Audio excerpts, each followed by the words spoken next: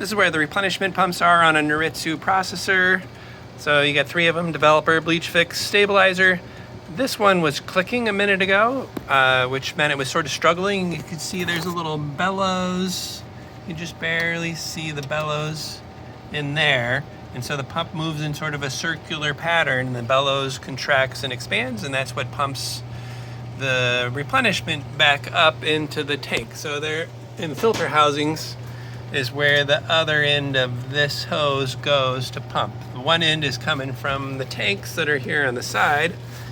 And usually when this pump is clicking, one of these pumps is clicking, it's because the filter that's in line on the tank is clogged. So each one of these has a little filter that you can rotate this thing and pop this out. So this is the stabilizer one.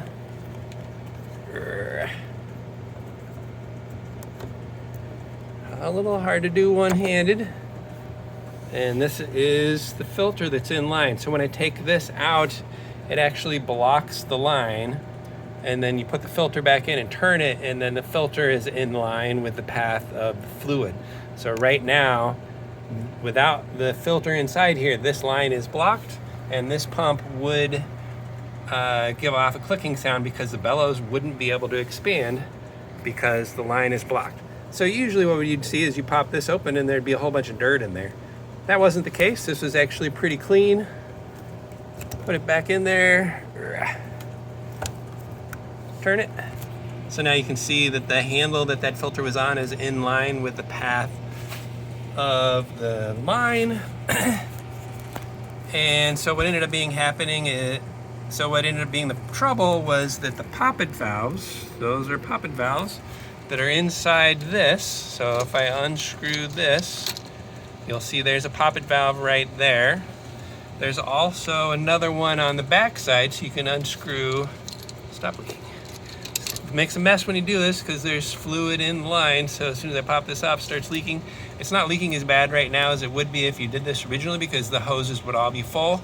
Like when I took this back one off, you'd have the hose, whatever's in the hose going all the way up there, could come leaking out. I've already done that. So this one, when you take it off, there's also a poppet valve there, and that one fits like this. It's actually kind of difficult to get out. I stuck needle nose pliers through a hole here, got it to go out there, and then I was able to get it out with my fingers.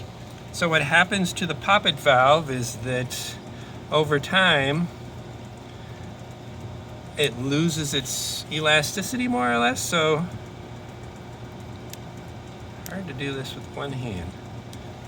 Maybe it'll be easier one of the ones that's loose.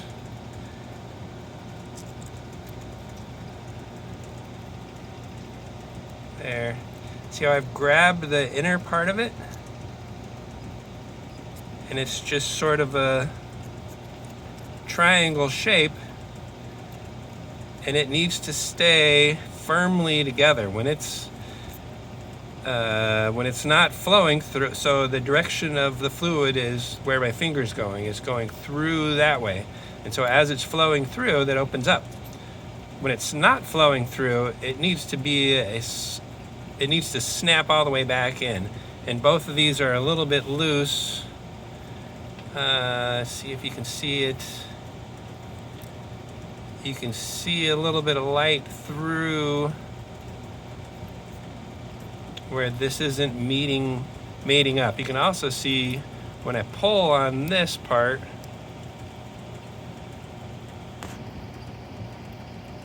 see how there's a little gap there. It doesn't necessarily want to go straight back, whereas the new one, I can't even really pull this. It immediately goes back all the way flush, so that this part on the back is flush with it, and so this keeps the chemicals from only flowing in one direction. You only want them to pump up into the machine. You don't want them to come back down when the pump turns off, or else nothing will happen. And I think when both of these are bad, you'll also sort of get a clicking sound and it's just not working.